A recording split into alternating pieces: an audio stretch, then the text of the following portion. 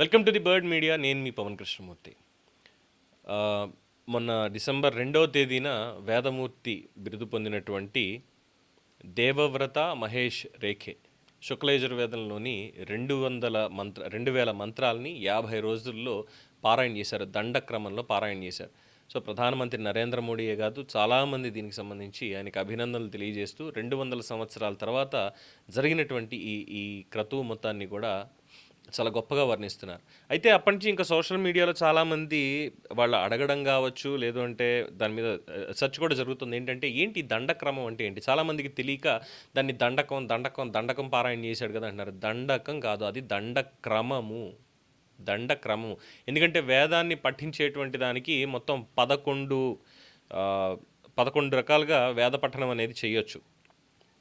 దీనికి సంబంధించి చాలామంది రీసెర్చ్ చేశారు, చెప్పారు కూడా మనకి వేదాన్ని ఏ విధంగా చదవాలి ఏంటంటే గుర్తుపెట్టుకోవడానికి. క్రమాపాఠం అనేది క్రమంగా వెళ్తూనే ఉంటుంది కంటిన్యూస్గా.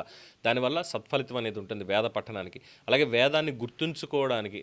వేదం అంటే it is nothing but mathematics అండి. మ్యాథమెటిక్స్ని గుర్తుపెట్టుకుంటే మీకు ఆటోమేటిక్గా తెలిసిపోతుంది ఏంటి, ఏ మంత్రం ఎక్కడ ఏంటి అనేది. 1001 ఈ టైప్లోనే. సో దానికి సిరీస్ ఎలా ఉంది ఏంటి అనేటువంటి దాని మీద కూడా చాలామంది చెప్పారు. ఈ దండక్రమం అంటే ఏంటి, ఘనాపాఠం అంటే ఏమిటి అనేది చాలామంది వ్యాఖ్యానించారు, చాలామంది చెప్తున్నారు కూడా, చాలామంది సెర్చ్ చేస్తున్నారు.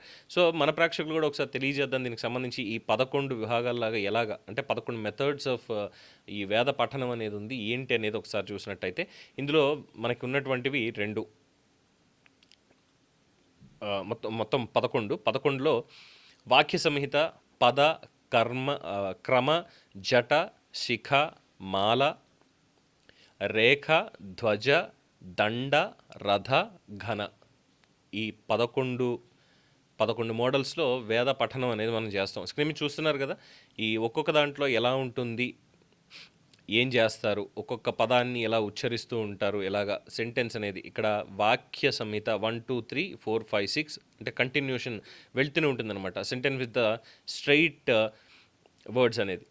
అంటే ఇప్పుడు సపోజ్ మనకి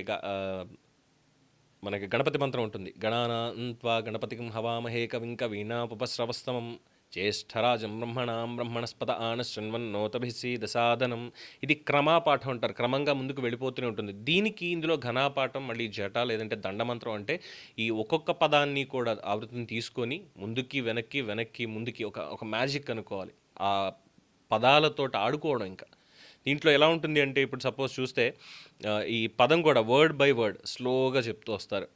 అలాగే క్రమంలో 1 2 2 3 3 4 10 11 1 2 2 3 అంటే మొదటి దాన్ని 1 2 పదాలు, 2 3 పదాలు, 3 4 4 5 అంటే ఒక పదం ఇంకొక దానితో మిక్స్ అవుతూ ముందుకు వెళ్తూ ఉంటుంది. ఇలాగా 11 విభాగాలు అనేవి మనకు ఉన్నాయి.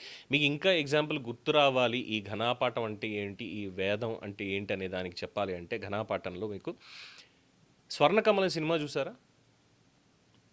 స్వర్ణకమలం సినిమాలో ఒక చాలా మైల్ స్టోన్ సీన్ అది. ఒక ప్రభుత్వ అధికారి లోపల కూర్చొని ఈ వృద్ధుల పెన్షన్లు, కళాకారులకు ఇచ్చేటువంటి పెన్షన్లు వీటికి ఇవ్వడానికి ఒక్కొక్కరిని వాళ్ళు పరీక్షిస్తుంటారనమాట. ఏమిటి మీ టాలెంట్ ఏమిటి అంటే అక్కడికి ఒక వేద పండితుడు వచ్చి చెప్తాడు, అయ్యా నువ్వు ఎవరు అని అడుగుతాడు. సార్ ఆ సీన్ గుర్తు చేసుకోండి. అందులో ఆయన చెప్పేటువంటిది ఘనాపాఠం. సో అది తెలియనటువంటి వాళ్ళు కూడా ఉంటారు, అది వేరే విషయం అనుకోండి. మీకు అర్థం కావడం కోసమని ఆ ఎగ్జాంపుల్ చెప్పాను. ఇలాగా ఈ దండక్రమం అనేటువంటిది ఇంకా కాంప్లెక్స్గా ఉంటుంది. ఈ దండక్రమం అనేది ఇంకా కాంప్లెక్స్గా ఉంటుంది. ఆ తర్వాత ఇంకా ఘనాపాఠం అనేది ఇక్కడ 1 2 2 1 1 2 2 3 3 2 1 7 8 9 10 7 8 8 9 9 10 10 11 11 12 12 12 మళ్ళీ again 1 pair ascending, other descending. 1 pair ascend అవుతుంటుంది, ఇంకొక పెయిర్ డిసెండింగ్ అవుతుంది. అంటే పదాలలో ఉన్నటువంటిది అనమాట ఈ విభాగాలన్నీ చేయడం. ఇప్పటి నుంచి కాదు, ఇవేమి మనకి రాసి పెట్టలేదు, చదువుకోండి బట్టి పట్టేసేసుకోండి అనడానికి లేదు. ఇవన్నీ కూడా వెళ్ళి గురుముఖత నేర్చుకోవాలి. వాళ్ళ దగ్గర వల్లె వేయాలి, 1కి 2 సార్లు వల్లె వేసుకుంటూ వెళ్ళాలన్నమాట. అంత నేర్చుకోవడం అంత ఆషామాషి కాదు. ఒక్కసారి మనకి ఆ జిజ్ఞాస పుట్టిందా నేర్చుకోవాలి అనేటువంటిది, క్రమంగా కూర్చుని మనం నేర్చుకుంటున్నామా ఆటోమేటిక్గా అది నిరంతరాయం ముందుకు వెళుతూనే ఉంటుంది. ఇది మన భారతదేశపు వారసత్వం. ఇంకా ఏ ప్రాసెస్లో కూడా మీకు ఈ కైండ్ ఆఫ్ ప్రాక్టీస్ అనేది ఉండదండి. ప్రాక్టీస్ అనేది ఉండదు ఎందులోనూ కూడా. ఏమిటి దీనివల్ల ఉపయోగాలు ఏమిటి? జ్ఞాపక శక్తి, ఇన్నర్ పీస్, ఆధ్యాత్మిక సాధన, మన మానసిక బలాన్ని కూడా పెంచుతాయి. అలాగే ఆ శబ్దం అనేది వైబ్రేషన్స్, పాజిటివ్ వైబ్రేషన్స్ ఇవన్నీ కూడా. ఇంకా చాలా ఉన్నాయి. చెప్పేటువంటి వాళ్ళకి ఎలా ఉంటుంది అంటే, చెప్తున్నారులే, ఎప్పుడు విమర్శకులు ఉంటూనే ఉంటారు కదా.